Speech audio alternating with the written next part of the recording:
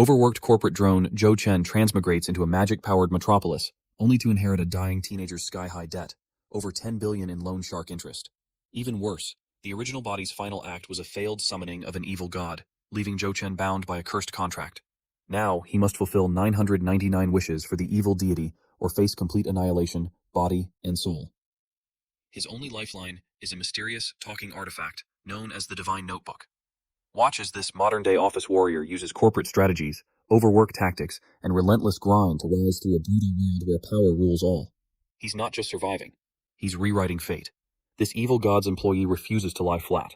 This story begins on a rainy night. A boy was drawing a symbol on the ground to summon a powerful being, imploring the great being to answer his call. He asked for fame, fortune, power, and wealth. With this, he could cure his mother's illness, pay his debts, and live a better life. His consumer loan application had been rejected. In addition, he had an outstanding payment of $110,000 that was due at 1 a.m. as part of a total debt of $1 million. If he did not make the payment, this debt would increase by 5%. His creditors were already harassing him, sending threatening messages asking where he was and accusing him of hiding to avoid paying. With eyes shining with desperation, he asked the great being to have mercy and take care of him. He was willing to offer his soul and body to voluntarily become its servant. A purple flash descended from the sky, and he begged the great being to become his star. Not long after, the summoning symbol he had drawn activated, killing him instantly. Once the smoke curtain disappeared, it could be seen that he was passed out on top of the building's roof. Little by little, he began to open his eyes. His head hurt. He remembered having been working on a project at work, but had no idea where he was. He still had unfinished tasks and needed to return immediately, but once he looked at his own reflection in the puddle formed by the rain, his eyes widened in surprise. He panicked, wondering why his face looked like that. Then something caught his attention. Not far from the city, there was a gigantic tree made of spiritual energy. Our boy was in shock since he didn't know where he was. A voice began to sound in his head, congratulating him, making his eyes fill with confusion. A book appeared in front of his eyes. He had successfully summoned the great being. As a reward, he could now ask for 3 wishes, whatever he wanted. Our boy was in shock. He was seeing a book that talked, and he knew that these kinds of creatures did not exist on Earth. This led him to wonder if he had really transmigrated. He began to carefully examine the book, realizing that this must be his Goldfinger. However, he considered that 3 wishes were very few for the special ability of a protagonist, since he had seen in other stories how they could use their cheat at any moment. Showing a confident expression, he decided that his first wish would be to have 10 more wishes, something he had always wanted to try. The book could not help but smile since for it this was very interesting. A strange energy began to emerge from it. This being had thought that there was a problem with the contract, but it turned out that it was not so at all. While the energy was expanding, our boy began to step back, not knowing what was happening. Not long after, a powerful being with a skull head appeared, and it did not take long to realize that inside the body of our boy there was a new soul. Trembling with fear, he fell to the ground, asking what the words soul and contract meant, and demanding to know who it was. The being mentioned that a mortal was not worthy of knowing its existence. He explained that the original owner of this body had used his soul and his body to make a contract with it. The being had taken the soul, but the body, which should have been its own, had been occupied by our boy. Because of this, having taken possession of the body, he also belonged to it. Speechless upon realizing that this was how he had transmigrated. This wasn't his Goldfinger, but rather a 2-for-1 sacrificial scam. He began to run away, knowing he had to escape as soon as possible. The being snapped its finger, since it forgot to mention something, revealing that once the contract was signed, even the slightest thought of breaking it would cause unbearable torment as punishment. The body of our boy began to burn, causing him terrible pain. It let out a sigh, its eyes shone with disappointment. According to it, he was nothing more than a weak and completely boring soul. It was confident that our boy was going to die. While his body was burning, he argued desperately that, according to the law of contracts, acts of God exempted Party B from responsibility. He claimed that the interference of the being was precisely this, an act of God, which made the breach its fault. Therefore, the being could not use the breach of contract as an excuse to kill him. It could not help but become enraged upon noticing that a mortal was trying to reason with it. He knew that the being was a powerful existence that could have taken his life directly, but did not do so. This meant it was testing him. It was trying to find a suitable candidate. With his body half scorched, our boy asked the being if he was now qualified to sign a new contract with it. It couldn't help but smile, and then burst out laughing. According to it, this was very interesting. Since our boy was the first who had dared to negotiate with it, our boy had awakened its curiosity. It approached our boy, and while its eyes were shining with wickedness, with a smile mentioned that it had made a decision. It would grant him a new life if the boy could fulfill one of its wishes. And this wish was that he would grant it 999 more wishes. Our boy felt furious upon noticing that this bastard was shamelessly stealing his own desire. The being decided to remind him that he didn't have much time to think. In approximately 1 minute, he would lose consciousness and die. He began to gaze toward the ground and decided to go along with it. The soul contract was successfully signed. It revealed that the contractor, Joe Chen, committed his soul and had to fulfill the 999 conditions imposed by the issuer. Upon completing them, the issuer could grant him appropriate rewards. Once night fell, Joe Chen arrived at his apartment. He had almost all of his clothes scorched and hoped no one had seen him like that. The being transformed back into a book and entered a portal, explaining that he would come looking for our boy when he needed him. Zhuo Chen questioned what to do now, and his boss told him he could do whatever he wanted. Chu Chen wondered why he was not being used as a workhorse, but quickly dismissed it. After all, he was his boss. He knew there was no point in complaining at this stage. The best thing was to take things one step at a time. Using the key, Zhuo Chen opened the door to his apartment, and his attention focused on the table. He noticed that there was no one home. The family was even poorer than he had imagined. He went into shock upon finding a loan with blood as collateral for 2,000 millions at once. He wondered what kind of family he had ended up in.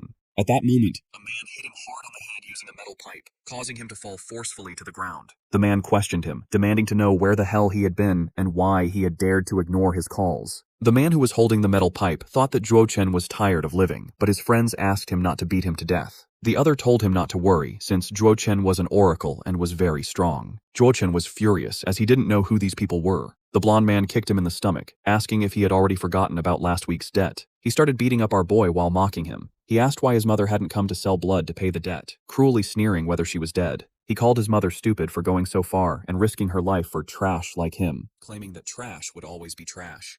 He described him as a talentless waste, born to fail, who only dreamed of succeeding. He concluded by saying that now, drowned in debt, he was nothing more than the lowest kind of loser. According to him, neither Zhuo Chen nor his mother were even worthy of shining his shoes. Zhuo Chen began remembering his past. His mother asked if he wanted to stop being a loser, and he nodded. He didn't want his mother to suffer anymore. The night before, he had a nightmare in which he dreamed that she did manual labor all day until she fell asleep from exhaustion and never woke up again. He didn't want this to happen to his mother. He was terrified by the possibility that one day she really wouldn't wake up and that he wouldn't manage to become an oracle. With a smile, his mother placed her hand on Zhuo Chen's head, asking him not to worry. She assured him that even if the sky fell, she could hold it up, and he just needed to believe a little more in himself. Remembering this, our boy's eyes began to shine with rage. With a smile, the blonde man prepared to continue beating him up, but our boy punched him in the face, sending his body flying. The man who was smoking a cigarette mentioned that if they kept hitting him, he would die, and thought it was time to stop. But his eyes widened in surprise when the blonde man's body shot past him and crashed hard against the wall. He was in shock, as Zhou Chen was supposed to be the one sent flying. The other man panicked, knowing that something was not right. Zhou Chen's body was surrounded by thunder, and upon sensing his aura, they couldn't help but wonder if he had reached the star level. With a piercing gaze, Zhou Chen questioned what was wrong with a nobody wanting to better himself. Their incessant nonsense was incredibly annoying to him, so he ordered them to shut up. According to them, Zhuo Chen was incredibly arrogant for being only an E-rank second stage. The other man suggested to Zhen that he should teach him a lesson. They drew their batons and decided to break one of the legs and arms of our boy.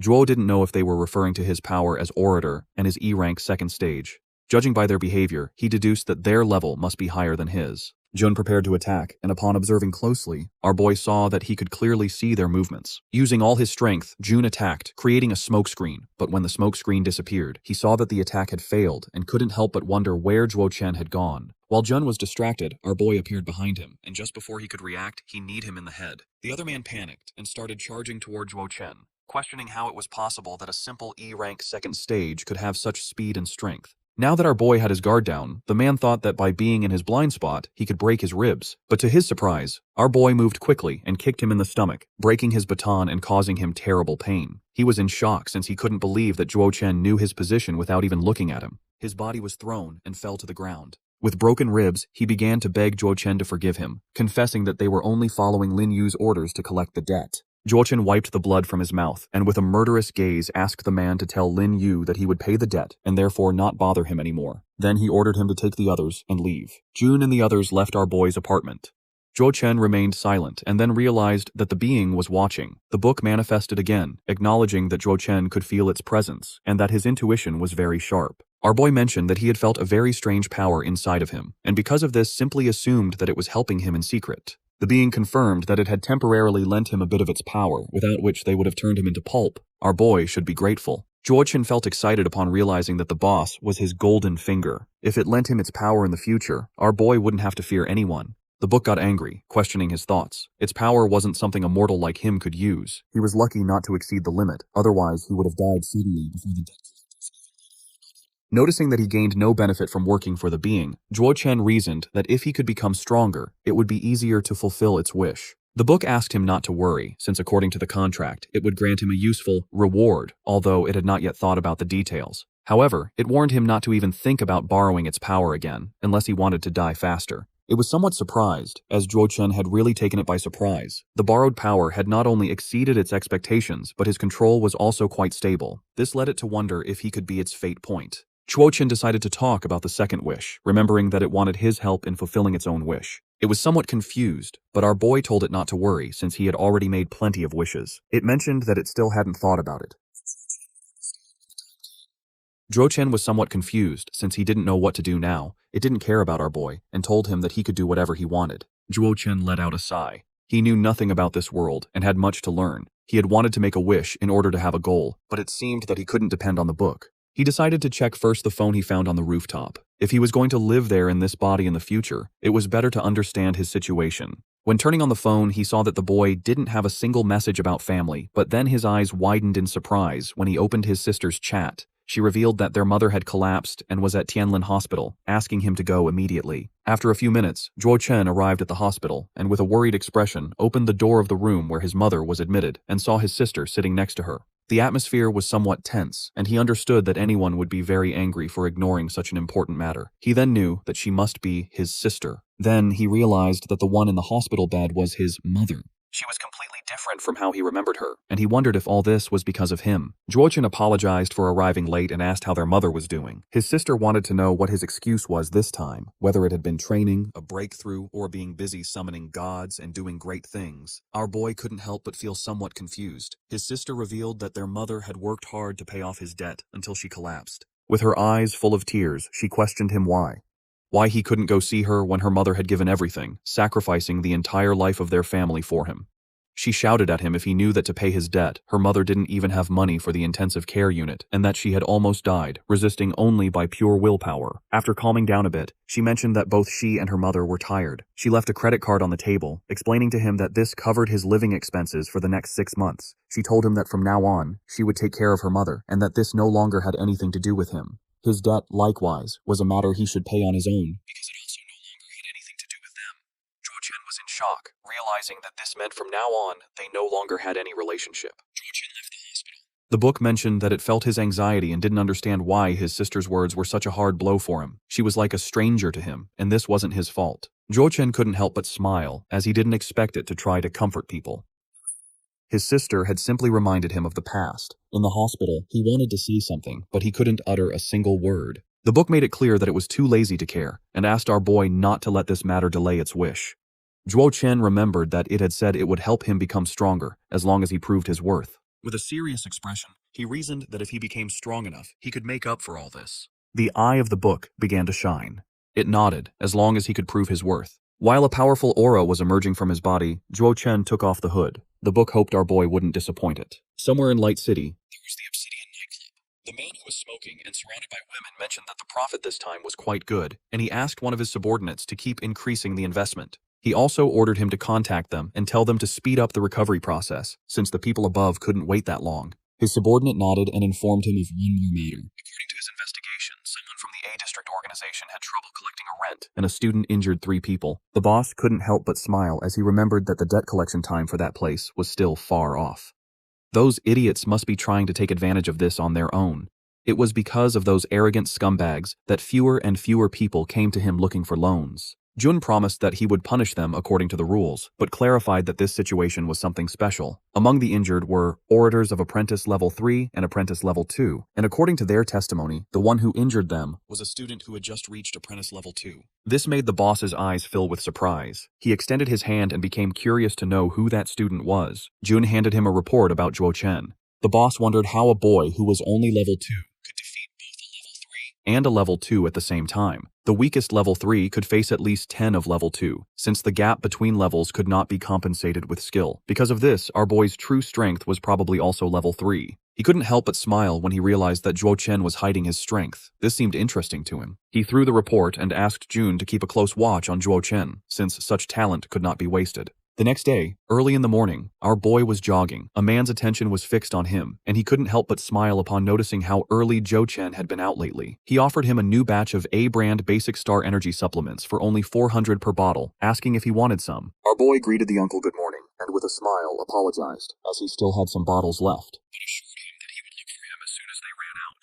The uncle, seeing how cheerful our boy was, wondered if he had gotten himself a girlfriend. After leaving the hospital, he had spent several days adapting to his body and looking for information. Combining this with the memories fused with his body, he managed to roughly understand the common sense of this world. People took special supplements to gain power, and these people were collectively called orators. The drugs to become one were very expensive, and this was also the reason why he was now heavily in debt. Although he didn't know what the limit was, one thing he was sure of: even the lowest level orators possessed physical qualities far superior to those of ordinary people. Touching his bicep, Zhuo Chen couldn't help but marvel that one could become stronger just by taking medicine. Because of this, it was no wonder that everyone spared no expense to become an orator, since his former self would have had to train for who knows how long to achieve this effect. Our boy's phone started ringing, leaving him somewhat confused, as he wondered who could be calling so early in the morning. The call was from the class representative. She reminded Zhou Chen that his leave had ended, and that the teacher had asked her to inform him so he would return. Also, she asked if he had forgotten that she had already called him about this last night. With a smile, our boy mentioned that he hadn't forgotten it, since he was already awake, only to realize at that moment that, in fact, he had almost forgotten. Several hours later, Zhuo Chen went to school. In class, the teacher explained that they had just discussed the history of the orators and would now talk about their economic impact. Our boy, who was taking notes, began to ponder, realizing that the status of the orators was determined by their strength and distinguished by titles. To be able to advance to the next title, one must first reach the highest level of the current one. It was said that those who reached S rank were no different from gods. The fifth level, where ordinary people and E ranks resided, was known as the outer layer, representing the lowest stratum. Above this was the fourth level, the mid-city layer, a symbol of power and strength that only D ranks or higher were qualified to enter. Zhuo Chen was an E rank, the lowest rank. To obtain more resources, he had to go to the mid-city layer, so the most important thing for him at this moment was to find a way to quickly increase his strength. At that moment, someone threw a paper ball which hit Zhuo Chen on the head. The student who had thrown it felt happy seeing he had hit him, and his friend mentioned that Zhuo Chen was glaring at them.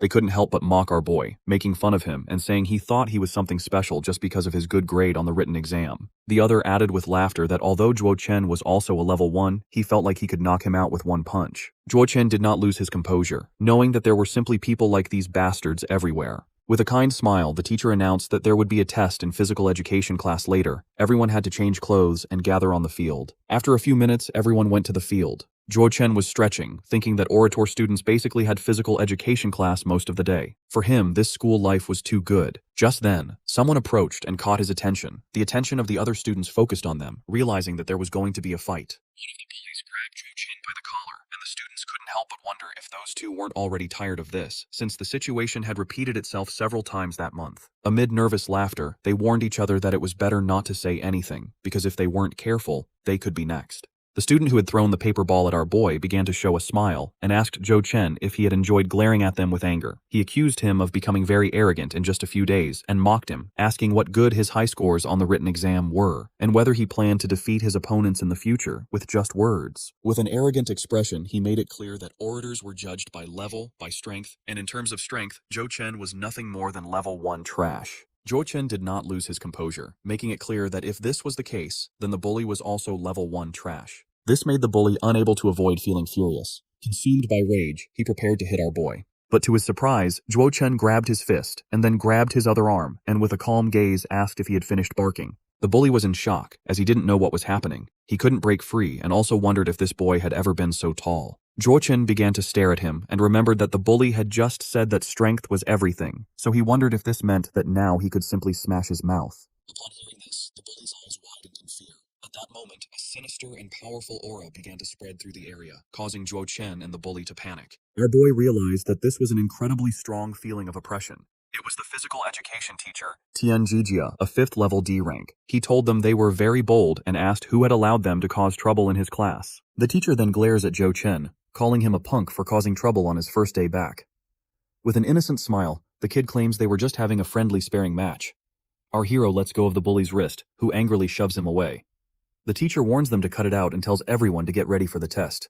He reminds them that the final exam is only 3 months away, and more importantly, so is the exchange tournament. He says a good showing will bring them glory, and to help them out, he just so happens to be selling some imported supplements for 6,000 a pop. One of the students starts the test, but gives out after only 24 reps. The class bully shows off easily, banging out 50 reps. Our hero watches all of this with a bored expression, thinking the speaker test seems pretty basic. Just then, the class rep walks up to him and asks if he's feeling all right. The girl admits she was worried when he was out and thought something bad might have happened. She gets flustered, though, and says she was just curious. Our protagonist thanks her for the concern. She then asks if he's going to buy the supplements, but he jokes that he's probably the only broke one here.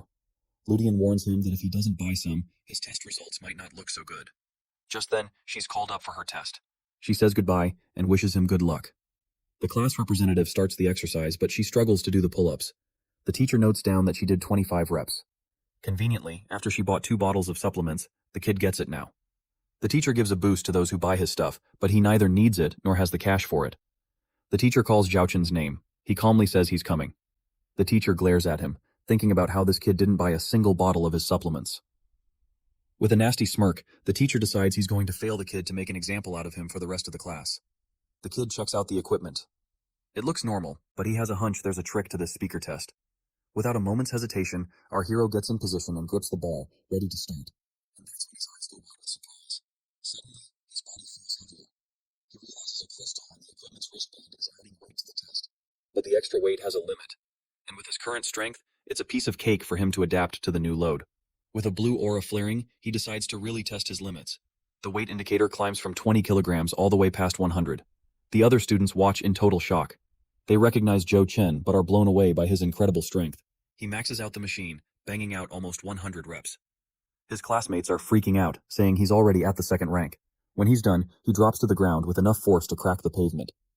Totally impressed, the other students swarm him, asking for his secret and what kind of supplements he's on to be that strong. Teacher watches from afar, completely stunned, wondering how the kid's physical stats could have jumped so high so fast. He rules out performance enhancers and starts to sweat. If word gets out that this kid leveled up without any help, his supplement business is toast. Furious that his side hustle is threatened, the teacher decides it's time to teach this kid a valuable lesson about how the world really works. Cut to the principal's office, where he's reeling from the news that the 2nd-ranked tournament matches have been cancelled. He's on the phone complaining that without proper support, it's impossible for them to produce a 3rd-ranked student. The principal slams the phone down after getting the bad news. He bemoans the fact that the school barely has the resources to maintain its 2nd-ranked status, and they desperately need a star student. In despair, he wonders if Right Speaker Academy is actually going to go under on his watch. Just then, there's a knock on the door, and in walks the PE teacher Tianjijia. He hands over the test results, saying the performance was excellent and they're sure to produce some great speakers. The teacher then adds that while the results were mostly excellent, there's one exception he doesn't consider fit. With a serious expression, the principal asks who he's talking about. The teacher replies, Zhou Chen. Outside, the book asks why the principal would summon him, but our hero has no clue. The book notes that the principal is a real hard ass, so the kid hopes this isn't bad news. All of a sudden, a mysterious flame flickers to life in the kid's hand, taking him completely by surprise. The book then reveals that this is the specific condition required for one of its Zeus to manifest. A flaming scroll materializes, and the book explains that an item it desires is nearby, and he needs to go get it. Just then, the principal's voice calls him into the office, snapping him out of his thoughts. Our protagonist then enters the principal's office, called in for a chat. The principal acknowledges the kid's physical report, noting he's close to the 2nd rank and seems disciplined. However, he bluntly states that the most important thing for a speaker is money, and for that reason, the young man should just give up. Our hero is stunned by this declaration and asks if the principal is telling him to drop out. The head of the school says the costs are too high, and given his family's financial situation, it's best to just cut his losses now. He thinks to himself that it's better to focus the school's limited resources on more promising students, and he offers to refund the kid's tuition. The principal then tells him he doesn't need to come back to school and waits for our hero's response. In that moment, the demonic book appears, floating silently beside the student. The entity announces it's found its target, pointing towards a gleaming black crystal on the principal's bookshelf. The book explains that, according to their contract, the item has to legally belong to the kid before he can acquire it. He needs his diploma to pay off his debt, so getting expelled is absolutely not an option. He calms down, realizing that if he can just prove he's a valuable asset by ranking up, they won't kick him out. So, the kid asks the book if now is the time to cash in on that reward it promised him earlier. The entity gets nervous, a look of dread on its cover. It already knows exactly what the kid is about to ask for. With his eyes glowing intensely, he confirms it. The reward he wants is the book's own power. The book flat out refuses, saying his body won't be able to handle it, but the kid insists, arguing he can't afford to get expelled. Our protagonist argues that if he gets kicked out, it's game over. He'll never get another chance, and the book's own wish will never be fulfilled. So, he tells it to just trust him. With a look that could curdle milk, the entity reluctantly gives in to the young man's demand. The book grumbles that whatever happens next is not its problem. As a flame appears above the kid's head, a flaming scroll materializes with the terms of the contract, and the boy immediately accepts the deal. Growing impatient, the principal asks our hero if there's anything else. But the student asks for one more thing, to have his level tested again before any final decision is made. With a sigh, the principal agrees and holds out his hand for the test. As they shake hands, the principal notes that the kid's power feels stronger than the level 2 on the report, but it's still not enough to change his mind. Our protagonist knows this is his one and only shot, and even he isn't sure how high his power can spike. With that in mind, he focuses, trying to draw out every last ounce of power he can in this single moment. In that instant, a massive blue aura erupts from their handshake. The principal is left completely speechless, shocked to his core by the immense wave of power. The energy blast intensifies, the sheer pressure in the air becoming almost physical. The entity watches on surprised. The kid's power output is even greater than what it lent him. Completely baffled, the principal wonders how his power level could have skyrocketed like that.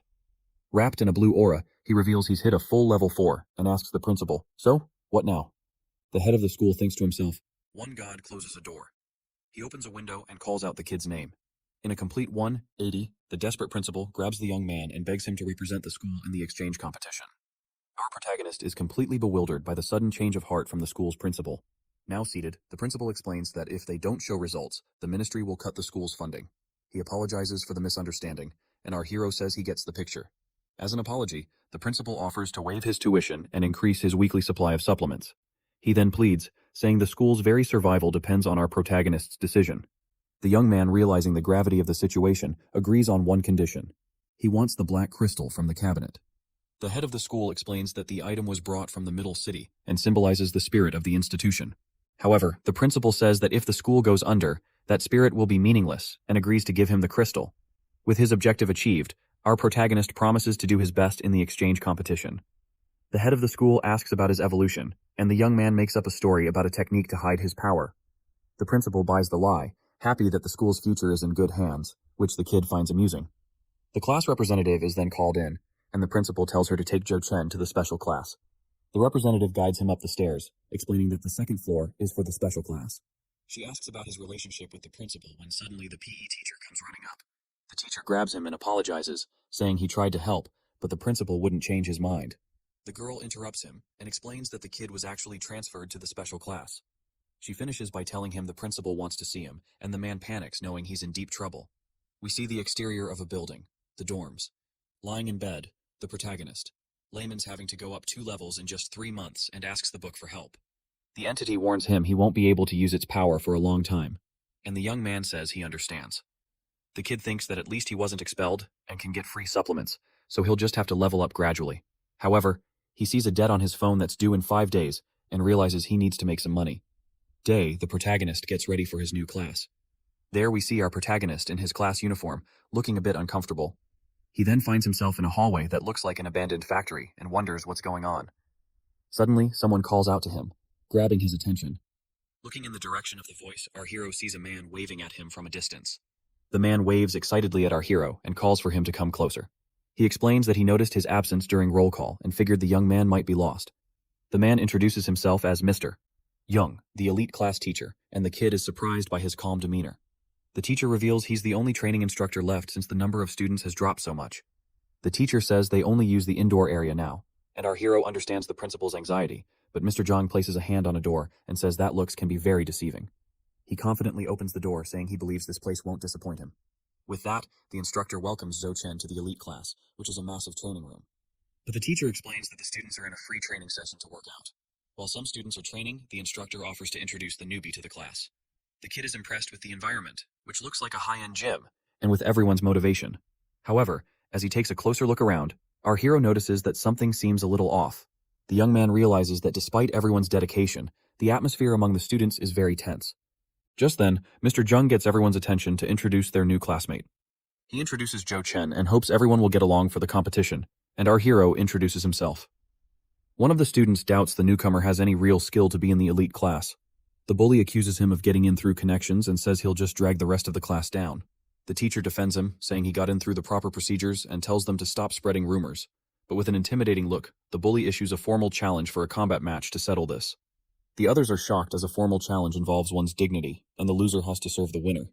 A pink-haired girl and a blonde guy notice the commotion, and she comments on the newcomer's fight with Moinhao. The blonde guy then turns and asks with curiosity about the new transfer student. The teacher explains that a challenge is only valid if the other side accepts, and he looks worriedly at our protagonist. However, our hero accepts the challenge as long as it's not too risky, thinking it's a good chance to test himself. In the principal's office, he's surprised by an unexpected call. The principal is furious on the phone, asking if they're telling him Joe Chen is fighting someone. The teacher explains over the phone that Moinhao issued a formal challenge, and the new kid accepted. The crowd of students gets hyped, cheering for the two fighters as they face off, ready for combat. The principal thinks it's a good chance to see the kid's strength and approves the challenge in the arena. The teacher then explains the rules, which are the same as the competitions, and warns that no one can interfere in the fight. The teacher confirms that both are E-rank stage 2, and that attacks to vulnerable areas are not allowed. He also forbids any fatal moves as the two opponents get into position to start the fight. Additionally, he warns that no personal revenge will be tolerated after the match is over. Finally, he declares that a blow to the face or a voluntary surrender results in a loss for the fighter. With everything clarified, the instructor gives the signal for the clash between the two students to begin. Mao rushes forward intending to strike first and catch the newcomer completely off guard. With a single hand chop, he expects to win the fight with one move and end it all. However, our hero was expecting this, and easily blocks the attack, leaving his opponent surprised. But shocked by the kid's quick reaction, the aggressor immediately throws a powerful punch, but the protagonist dodges all of Moinhao's blows with impressive and calm agility. He gets furious and complains that his opponent is just dodging like a mouse in the arena. He then realizes he needs a strategy to restrict our hero's movements. Angrel, he yells at the kid about his love for dodging and prepares a powerful new attack. The aggressor then uses his combat technique, the hooking wind kick, to strike his opponent. Knocked to the ground, our hero hears the bully gloating, saying he'd like to see him dodge on the floor. Now, even on the ground, the protagonist isn't beaten and prepares to counterattack his opponent. With that, the kid pushes off the ground hard with his hand, launching himself up quickly. From the ground, he executes a surprising spinning kick that connects squarely with the bully's face. The aggressor is in shock, not expecting the newcomer to know combat techniques as well. Stumbling backward, he tries to keep his cool, thinking that as long as he's not punched in the face, he won't lose. But just as he thinks he still has a chance, our protagonist's fist is already touching his nose. The kid then calmly asks if a blow to the face counts, and if he's won the match. Speechless, the aggressor is in complete shock and can't believe what just happened. With the outcome decided, the instructor declares Joe Chen the winner of the fight. On his knees on the floor, the bully can't believe he just lost the formal challenge. The other students are stunned, commenting that they didn't even see what happened, and that the new kid is way too strong. Our hero thinks the fight was quicker than expected, and asks if the other guy has any complaints. The instructor reflects that the new kid is a great combat prospect, and now understands the principal's anxiety. Suddenly, the principal appears and congratulates the kid, leaving the teacher and the loser very surprised. The school's principal then calls Joe Chen to step outside for a moment as he has something to discuss. From a distance, the pink-haired girl comments on how the transfer student is super strong, and the blonde guy agrees. With a determined look, he says that someone that's strong needs to become one of his subordinates. Meanwhile, the principal asks how the kid feels, and he says his classmates are very enthusiastic. The head of the school advises him to focus on training, and the young man thinks about asking how he can make money. With that, he asks the principal if there's any way for students to make money quickly. The man offers to help with his expenses, but the kid backs off and says he was just asking out of curiosity. Alone later, he thinks that taking loans is punished and wonders where else he can learn to make some cash. Just then, an unknown person greets him. Our hero turns around confused. It was the blonde guy who compliments his fight. When our hero asks who he is, the blonde returns the question. Just then, the pink-haired girl appears and scolds her friend Shenji for being so rude. She introduces herself as Sushi and says her friend has been like this since he was little and means no harm. The girl explains that they're his upperclassmen and offers to help with any questions he has. The blonde declares that they are now a team of 3, and as their leader, he'll take good care of them. The blonde then asks about the move he used and where he learned it, leaving our protagonist confused. The blonde is shocked that our protagonist doesn't know what a technique is, and our hero says it was just a reflex. The blonde says the move was brutal while his opponent was just showing off. The girl says she'll explain. She explains that techniques are special moves learned from scrolls or memory stones. The guy reveals that Monhau's technique was D rank, which is why our hero couldn't block it. The protagonist thinks that with a technique, he'd have a better chance in the tournament and asks if they're rare. The blonde confirms this and says the market price for a D rank technique is 500,000. The blonde then offers to fight him to show off his own technique, and the girl says she has one too. The kid is shocked that they have such expensive items, and realizes everyone here must be rich. At that, he has an idea, and thinks he can ask them how to get money easily. He asks for a quick way to make money, and the blonde jokingly suggests robbing a bank. But on second thought, he mentions the Blackwater Zone, a place with no rules and high rewards. The girl scolds him for giving such a dangerous suggestion to the newcomer. He says he was just kidding as the school forbids going there, and anyone caught gets expelled on the spot. Curious, the blonde asks how much more he needs to buy the technique, and the kid replies, 300,000. The friends are shocked by the amount and realize there's no way they can help him with that much money. The blonde checks his balance, and the girl complains she's also broke, leaving our hero deep in thought. Thinking about the Blackwater Zone, the kid decides that desperate times call for desperate measures. After school, he heads to Blackwater Street, the place his classmates mentioned. With his phone, he confirms on the map that he's arrived at his destination, the dangerous Blackwater Zone. The place isn't far from his house, and he stares at the desolate, ruined landscape before him. He's changed his clothes and asks the book what it thinks is inside. Getting no response from the book, the young man wonders if the entity isn't around to help, but he reassures himself that with his level 4 power, he can escape if anything goes wrong. Still, he doubts that a land of miracles could exist in such an abandoned place. Just then, he notices tracks on the ground. Realizing someone passed through here recently, the protagonist then finds a secret passage and finds the discovery very interesting. He approaches the mysterious door. He is being watched. Silhouettes with glowing red eyes stare at him as he enters the secret passage. Arn here, our hero, is completely amazed by what he finds on the other side. He saw people lying on the ground and thought about the filthy streets. Nearby, 2 hooded men made an illegal trade. He knew this place was lawless where profit ruled and wondered if he could make money before the repayment deadline, but paused to think first. Suddenly, he noticed footsteps behind him and asked how long they planned to follow him. One of the men chuckled, calling him sharp, and admitted they intended to knock him out and take him away. Since he had caught on, they said they would just rough him up instead. Juchen questioned why they wanted to knock him out in the first place. One of the men smirked, accusing Juchen of pretending and claiming he could tell he was just a rich kid in disguise. Looking for excitement, he said, kidnapping someone like him would bring a big ransom.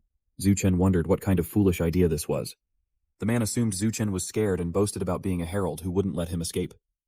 He told him to cooperate, pay the ransom, and maybe live. Juchen leaned in, calling him rude, and asked him to repeat what he had just said. Our boy struck swiftly, sending the man with purple hair crashing face first into the ground. The others froze in shock, realizing their leader had been taken down while his guard was down. Cursing, they pulled out knives and shouted for each other to attack. Determined to teach Zuchen a lesson, he stood calmly, facing them without a hint of fear. 2 large crates suddenly flew through the air, smashing onto the heads of the 2 attackers and setting them ablaze. Zuchen caught off guard, looked on in confusion. Before he could react further, someone swiftly closed in, and he instinctively grabbed their wrist. A hooded girl told Zuchen to come with them and quickly pulled him along through the area. After running for a while, they stopped in a spot the girl said should be safe. Zuchen awkwardly thanked them for saving him, but admitted he had actually wanted to question the 2 attackers. The girl recognized him and asked if he was Chen, then questioned why he was there. Our boy asked if they knew each other, leaving the girl internally panicking about needing to stay undercover. Thinking he didn't remember them, the girl quickly denied knowing him and explained they saw his name on his collar, pointing to the tag attached to it. Zuchan realized his name was showing and felt relieved she didn't actually know him. He thanked her for the reminder, thinking he had managed to play it off. She warned him not to reveal personal information so casually in the Blackwater district and offered to escort him out. He quickly refused, saying he had urgent business and decided to leave before she discovered he was a student. As he walked away, she silently observed him, certain it was still Juchen even after all these years, and wondered if he had truly forgotten her or was just pretending. She also questioned why a student like him would be in a place like this. The girl thought back to how Juchen had moved earlier and wondered if he had become a thief. Meanwhile, our boy bought a mask for $10, thinking it would help keep him safe. Even so, after walking around for a long time, he still had no idea how to make money. As he continued, someone called out to him, pointing out that he didn't look like a local. A man approached Zuchen, introducing himself as a sort of tour guide who knew everything about the area. Zuchen asked if there was a nearby place where he could make quick money. The man eagerly agreed to show him, thinking about the fee he'd earned, and led him toward a stairway glowing faintly with light. He followed the man into a venue where fighters were brutally clashing inside a cage, cheered on by a loud crowd. Realizing it was an underground fight arena, he listened as the man explained that if he wanted fast cash, this was the place. There was a special match that night where the winner would get a bonus and part of the betting pool. With many Herald-level fighters competing, the matches were intense, the stakes high, and the man encouraged Chen that now was the perfect time to join. Our boy watched the fight, noting that the man in the ring looked intimidating, but was only level 1. Seeing the total prize amount, he thought this could be his chance. The guide offered to get him chips to join in, but Zhu Chen replied that he didn't want chips, he wanted the entire prize. The man was left stunned by his answer. The girl thought they had just seen Zhu Chen enter and found it strange. Meanwhile, the crowd reacted in surprise at his strength, with some lamenting their lost bets. Spotting him in the ring, the girl wondered why he was there. Across from him, a muscular opponent warned him not to get cocky after just 2 wins. Introducing himself as Jonas the Crown and declaring he was the tournament's second-ranked fighter, Zhu Chen swiftly dodged and countered, sending his opponent flying with a single punch. The crowd was shocked it happened again so quickly while he called for the next challenger, finding the match boring. Another fighter stepped up, surprised Zhu Chen had blocked his move, and began to introduce himself. He sent another opponent flying out of the ring with ease, calling for the next challenger. One fighter tried to surrender mid-match, but Zhu Chen's dominance was clear. In the control room, watching through the monitors, a man in a white suit panicked, realizing they had let Zhu Chen participate because he seemed weak, never expecting things to turn out like this. A staff member reported that the fighters they planned to sign had all lost, and customers were demanding refunds, suspecting the matches were rigged. The boss, sweating with frustration, said they couldn't let Zhu Chen walk away with the prize. Determined, he ordered one final match and to bring out a specific fighter. Meanwhile, in the ring, Zhu Chen easily defeated another opponent, ready for the last challenger.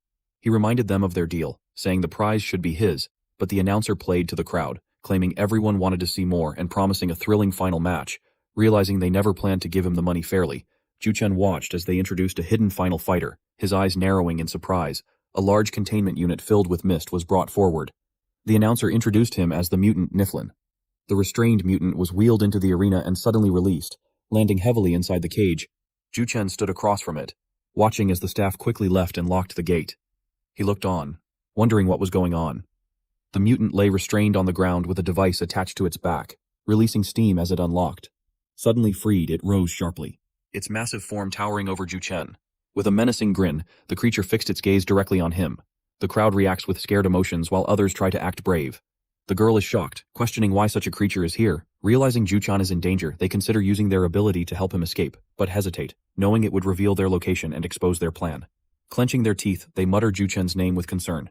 Zhu Chen, frustrated that the boss is nowhere to be found in such a critical moment. He immediately notices that this opponent is nothing like the previous ones. It's definitely not human. The creature's predatory gaze makes him feel like prey under a hunter's watch, and his instincts scream that it's extremely dangerous. As the monster advances, Zhu Chen wastes no time, swiftly launching an attack. The creature lunges forward with incredible speed, forcing Zhu Chen to dodge instinctively, realizing that if he hadn't moved, he would already be dead. He can feel its killing intent and knows it's aiming to end him. Deciding he can't hold back any longer, he meets its attack head-on, their movements clashing in rapid bursts as his feet push hard against the ground for leverage. Zhu Chen struggles against the creature's overwhelming strength, realizing it's too dangerous to prolong the fight. Determined to finish it quickly, he boosts his power from E2 to E4 level. With energy surging through him, he raises his arms high and delivers a crushing blow, slamming down on the creature with full force, wondering if he finally took it down.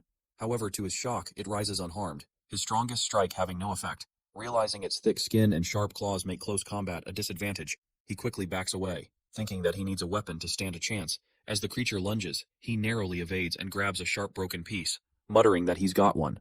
Without hesitation, he slashes at the monster, drawing blood, then drives the weapon forward with a fierce strike, shouting for it to die. His strike lands, but only causes a shallow wound, though it proves the creature can be hurt. Noting that its strength is no match for his after leveling up, he thinks if he can get close once more, he can finish it. Suddenly, mist fills the area. He wonders if it's poisonous gas, but quickly realizes it's just regular mist. He spots something and quickly moves to strike with his weapon, swinging through the mist. However, a sudden counterattack lands, cutting into his side and forcing out a pained grunt. Surrounded by the thick mist, he struggles to see and realizes the enemy is using it to wear him down. Knowing the fight can't be dragged out, he decides to end it quickly. Determined to locate his opponent, he steadies himself, calming his mind and sharpening all his senses before forcing his focus to its peak. Through the mist, faint green traces begin to appear, revealing the enemy's position. His eyes lock onto the movement, and with a surge of clarity, he spots the target. Without hesitation, he lunges forward, driving his weapon straight toward it. He blocks the creature's strike, gripping its arm tightly before countering with a powerful slash that severs it. The monster screeches in pain, blood spraying from the wound. Seeing the opening, he seizes the moment, ready to deliver the decisive blow. His heart suddenly jolts with pain, leaving him shocked and questioning if he has reached his limit. Refusing to give in, he pushes forward and raises his weapon to strike. But the monster reacts quickly, unleashing its long, sharp tongue in a fierce counterattack. The monster's tongue pierces his side, but he refuses to fall. With determination blazing in his eyes, he declares it's not over yet. Seizing the tongue, he grips it tightly and uses it as leverage, swinging the creature into the air with force. He forces the monster's jaws open, gripping tightly despite the resistance. With a fierce glare, he shouts that he's not done yet, unleashing a surge of strength as he roars and pushes against its mouth, determined to overpower it. With a furious roar, he drives his strength into the attack, shouting for his enemy to die as he tears through the monster with relentless force. The boss of the arena asked about the situation, but his subordinate couldn't see anything from the screen. Eventually, the fog cleared. The boss asked if the kid was dead, but when the boss saw the arena, he turned pale. The woman who stalked Chen wondered how it was possible. The crowd went wild as they cheered for the kid. Chen stood there holding the broken monster. Then he threw the corpse on the ground and glared at the guards in the arena. It spooked them. The boss of the arena asked how it was possible. He couldn't believe that the kid actually won, especially when he spent a fortune to buy that monster from the city. The host announced to congratulate the contestant for becoming the champion of the tournament. He was told to follow the staff to claim his prize money. He was ushered backstage and was given the prize money. The briefcase contained a total of 510,000 gold. He was about to grab it, but they closed it shut. The boss of the arena told him to wait. He told Chen that he changed his mind. Then he offered him to become their contracted fighter and compete according to his arrangements, and only then could he keep the 510,000 grams, or he could take 110,000 grams and leave. Chen glared at him and asked him what he meant by it. The boss complained that all his contracted fighters ran away and he killed his main event fighter, and he paid a fortune for that monster. He claimed that Chen broke the agreement, so he has to compensate him for his losses. Chen told him that he didn't stipulate any conditions for extra matches. And when he went up the stage, the boss of the arena told him something that there should be no questions about identity. And going on stage means he automatically signs the life and death agreement. Thus, killing the opponent or being killed on stage carries no responsibility. This means that whether or not to kill the opponent is entirely up to the fighter. The boss of the arena was infuriated, so Chen made sure to claim 510,000 G and not a single coin less. The boss of the arena pointed a gun at him while telling him that he can't just walk out of there. Chen grabbed his hand and squeezed it, breaking the gun. He asked him if he really thinks he can stop him. The man yelled loudly because it left his fingers broken. He ordered his men to kill him. Several men in black suits surrounded Chen and pointed their guns at him. Chen sighed. The crowd heard the gunshots. The woman heard that it came from where Chen went. It was followed by a man being thrown out the window. The crowd was shocked.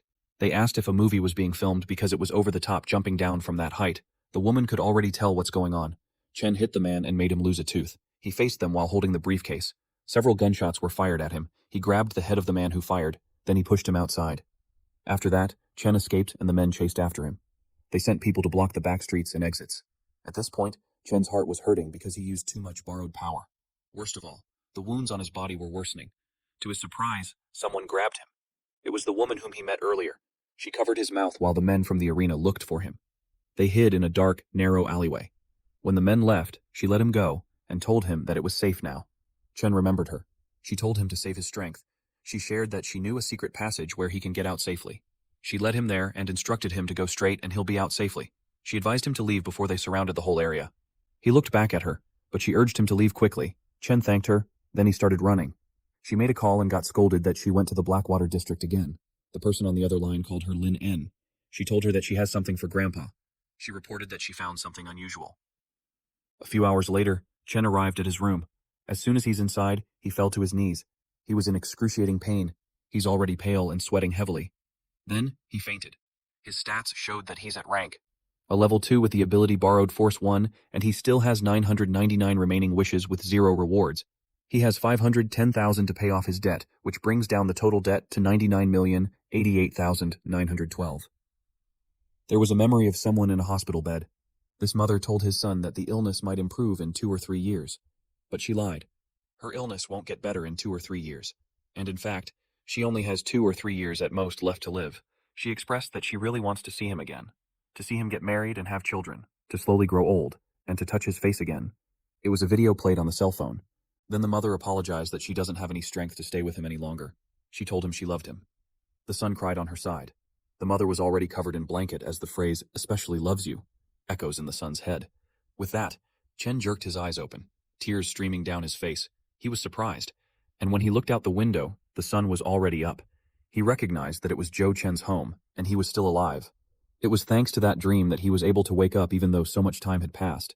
The boss asked him if he's already awake. He asked the boss where he had been the past few days. The boss replied that he has a lot of things to deal with in other places too. But when he came back, he found him passed out in there. He told him that he was in bad shape for 2 whole days and he thought he wouldn't make it. He asked him to explain. The boss knew that he went to a place where people fight each other while he was away, and he used too much borrowed power to defeat a monster, almost getting a backlash from it.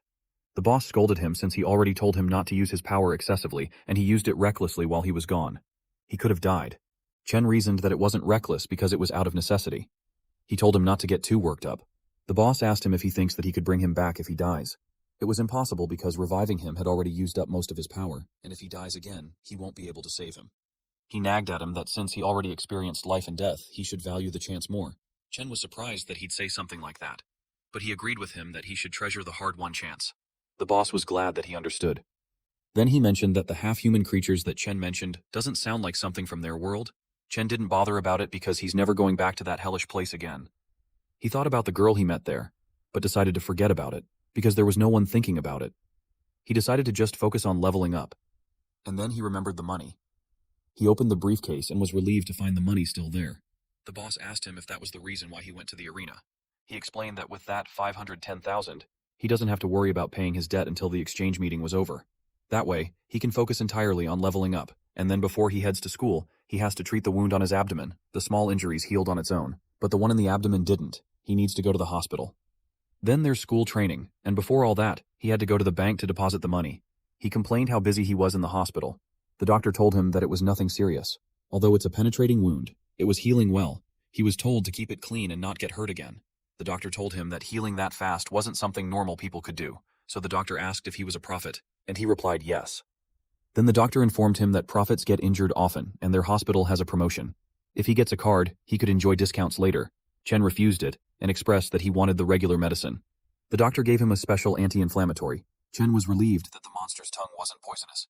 He felt relaxed, but his eyes itched. The doctor gave him the medicine and told him to just pay it outside. He saw that there's light in the bottle, so he asked about it. But the doctor told him that he doesn't see any lights and it was just a regular anti-inflammatory for prophets. He got confused because he could clearly see it, and it didn't seem like an illusion. He wondered if he's the only one who can see it. The doctor thinks he might be hallucinating from stress. He explained that it's normal for prophets to be stressed. Then he tried to sell him a counseling program. After that, he exited the room. He could see medicines and people glowing. He wondered if it's because he's a prophet. The difference between ordinary people and prophets is whether they have been enhanced by star energy. He wondered if it was the light given off by the star energy. He wondered if it was because of the fight. If that was the case, it would be a huge deal since the key to a prophet's level up is how much star energy they can absorb. And if he can really sense star energy, it would be much easier to absorb it. Someone caught his attention. The man passes by. This person's star energy was extraordinary. The man glanced back because he felt that he was observed, but he knew there weren't any strong people there. This man answered a call, and the person on the other line asked him why he's in the hospital. He was reminded of their mission, which is to find the alien star. The long, green-haired man replied that he rarely travels, so he would stay in that country for a while and catch up with their little princess. The person on the line liked that because, according to their boss's prophecy, the alien star is a key point in changing history. Before they knew whether it was an enemy or ally, he was told to contact them first and act accordingly. The man commented that his boss worries too much. He stated that if the alien star was really an enemy, he'd personally destroy it. This person was Air, an A-rank thief at the academy. The principal talked to Chen because just a few days after entering the special class, he didn't answer calls, didn't reply to any messages, and skipped classes. In Chen's head, he just got back, and yet, he's already caught. The principal was well informed. He apologized and explained that something urgent came up at home, so he wasn't able to inform the school in time. He expressed that he was willing to accept any punishment. The principal clarified that it wasn't what he meant. He just wanted to ask if nothing bad happened to him. Chen replied that there was nothing like that. He asked if he's worried that he'd back out of the exchange match. The principal firmly replied no because he trusted him regarding that. He's more concerned that Chen was hiding some kind of hardship that he doesn't dare to speak of. He told him that since he's a good prophet, even if he hadn't agreed to the match, the school would still do its best to support him. He told him that the purpose of the academy is to nurture excellent prophets, and that will never change. Chen nodded and assured him that he's fine. He promised to give his all in the exchange match and win honor for the school. Since that was all, the principal told him to return to class. He also informed him that his friend was so worried about him that they even came to his office. Chen was confused, though, at class. Jiru placed his arm around Chen's shoulder and asked him where he went. Shioxia added that even the teachers don't know what happened. They were all worried about him. He replied that things were busy at home. Zhao brought up the topic about combat techniques he mentioned before. He gave him a card while telling him that he and Shioxia scraped together 300,000 for him to use first, then he can just pay them back once he has the money later. Chen was surprised. He just casually mentioned it, but he didn't expect them to take it seriously. He told him that he found the technique wasn't worth it, so he decided not to buy it. He thanked them anyway. Jiru told him that he'd find something better. Unexpectedly, someone called out to Chen, "When?" Hao was blushing when he approached him. He admitted that he overheard them say that he was short on money, so he gave him his card, which has 50,000 savings. He hoped that he didn't mind that it wasn't much. Then, about him losing the match, he told Chen that if there's something he wants him to do, he could just say it. Chen told him that there's no need to act like a servant or anything. Shioxia scolded him for butting in their team's business. She asked if he's scheming something. He replied that there's nothing like that. He just wanted to apologize to Chen before since he thought he got into the special class through connections. And afterward, Mr. Jiang explained his situation. With that, he admits his loss wholeheartedly. He stated that Chen made him realize the gap between them, so he wanted to be friends. Shioxia whispered in Chen's ear that he was the first to defeat Wen Hao. She asked if they should let him join. He replied that he doesn't mind. Shioxia told Wen Hao that if he's willing to be the fourth member, then they will accept him. He replied that ranking doesn't matter to him. Zhao stated that to celebrate their new teammate, Wen Hao should pour him a glass of water. Wen Hao replied that if there's anyone who gets water, it should be Chen since Zhao lost to him anyways. Zhao couldn't believe that he just joined, and yet he's already acting like a boss. Chen watched them while thinking that they're all such good teammates. He felt lucky to still be alive, otherwise he would have never met them. At the treadmill machine, Chen trained hard. In his head, the leveling system was simple. The body just needs to absorb the star energy, and the more star energy absorbed, the higher the level. High-intensity exercise increases absorption efficiency, and that's why most prophets were always doing PE classes. But the absorption rate was trickier than he expected. He already wore equipment to maximize training intensity, but his absorption rate was still low. If the star energy in the body wasn't absorbed in time, it will slowly leak out and be wasted. It is no wonder some people stay level 1 their whole lives. At that rate, he'll never reach level 4 before the competition. He knew he needed a way to boost his absorption rate. Zhao approached him and expressed that free training was getting boring. He invited Chen to spar to make things exciting. Chen had an AHA moment. He recalled that during the match, it was only because he had to fight that monster that he accidentally forced himself to grasp star energy observation. He told Jiaru that if they're going to spar, he has an idea that will need everyone's help. The center light was turned on. Shioya used Edo Palm while Jiaru used Rending Fist. They fought Chen together. Chen liked how they sync. After that, it left those two exhausted. They have been at it for almost an hour, so they suggested that they rest. Shakia expressed that when he first said 1 versus 2, she thought that he was joking. She didn't expect that he meant it. Jiaru claimed that the method was amazing. Without worrying about winning or losing, he could throw himself completely in battle, and he even dared to try new moves. Next round was when Wen Hao's turn. Chen realized that he was right. That kind of all-out battle increases absorption rate, and with their good foundations, once the absorption rate increases, they would level up quickly. He thought of trying a new method while his rate was already high. To ensure safety for ordinary people, the star energy in normal supplements was diluted. If the physical quality was average and absorption was low, even drinking thousands of bottles won't raise a level. But from his observation, borrowed star energy was 100 times more concentrated than supplements. With his current ability, absorbing it directly would definitely make his body explode. But if control the flow that he could absorb, he thought that he could make the borrowed star energy permanent to level up quickly. He thinks it was worth a try. He used borrowing power. He didn't realize until then how absurd the amount he could borrow. But it made sense since it leveled him up twice in a row. He slowly controlled the flow and compressed it as small as possible. Then he absorbed it. The energy was all gathered in his heart. He didn't expect even a small amount to be so overwhelming. His whole body was filled up instantly. Even restraining it desperately, he still had absorbed too much. At that rate, his body will burst, so he had to release it. When he did, everyone was shocked. At first, they thought it was an earthquake, but soon after they realized it was him, their jaws dropped when they saw that his star energy suddenly skyrocketed. The boss appeared and asked him what was happening. He couldn't believe that he absorbed his energy. Chen expressed that he tried to control the amount he gave him down to what he could handle, and luckily, it worked.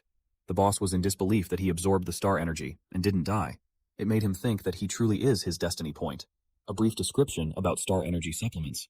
It is made from materials containing star energy, such as star grass, star crystals, etc., with various magical effects such as replenishing star energy, enhancing physical strength, and healing injuries. Chen asked him if he said something. The boss said nothing and expressed that he's glad that he's not dead. Mr. Jen arrived in panic and asked what happened, and if they were okay. Jiaoxia reported that it was Chen. Zhao explained that they finished sparring and were resting when Chen suddenly became like that. Mr. Zhang couldn't believe that strong star energy was overflowing. He instructed Wen Hao to bring the measuring device, It showed that he's at level 3. Everyone's jaw dropped. It was the first level 3 in their school in ages. He hurriedly left to inform the principal at once. Xiaxia inquired how he leveled up. She wanted him to teach her. He replied that he was just training like they did just then, and she'll eventually level up soon. He didn't expect that it would cause commotion. Because of that, he took a mental note to try it at home instead. Zhao believed him since he felt so pumped up after sparring. Xiaxia confirmed. If they spar more, they would level up like him. Wenhao told them to stop resting so they could train since it was his turn now. While they were sparring, Chen noticed that the boss didn't curse at him this time. The boss replied that he got used to him, and if it was just to level up quickly, he won't say anything anymore. After all, he needed him to get stronger too. Chen told him there's nothing to worry since he still has a lot of stored star energy that he hasn't used. Once his body absorbs it slowly, he can level up again to level 4. The boss just watched him in silence. Time flew by and it turned July 12th, 2026. There were only 55 days left until the exchange tournament. Chen trained hard. Another day passed by and he trained with the others. Days flew by with him just focusing on leveling up until eventually, September 6th, 2026 came. It was the day of the exchange match at the exchange tournament venue. There were so many people. Gia couldn't believe that she's actually standing on that stage. She shared that if her mom knew, she would cry from excitement. Jieru heard that more students were participating that year than ever. When Hao asked Chen if he's ready for the level 4 matches, the gap between level 3 and level 4 wasn't that small. He felt bad since if they had more time together, they might have been able to fight together. Chen reassured him and reminded him that participation was enough and losing or winning doesn't matter, and if it was dangerous, he'll just forfeit. Since the rest areas for level 3 and level 4 were in separate areas, they had to split up. Zhao told him that if they finish early, they will come cheer for him. Xiaxia wished him luck. He waved goodbye. The time for him has come. He decided to go get ready at the VIP stands. The principal expressed that it was his first time in the VIP area. Mr. Zhang replied that it made sense since their school only ever joined level 2 tournaments before, so they never got that treatment. A person arrived and happily greeted him. It was old Wang. They shook hands. Wang Mingyuan, the principal of Yunxiang, congratulated Hui, the principal of Leon. Mingguan expressed that he didn't expect we to bring level 3 and level 4 students in such a short time. He replied that it's all thanks to his students' hard work. He just did his best to meet their needs. He also thanked him for notifying him about the changes.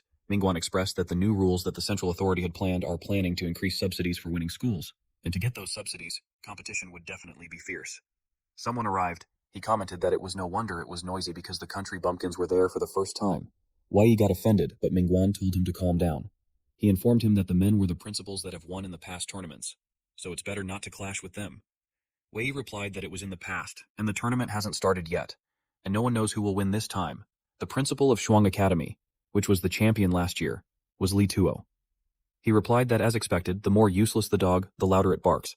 He told them to enjoy their time, and if they don't remember the scene well, it would be too bad because they won't get another chance.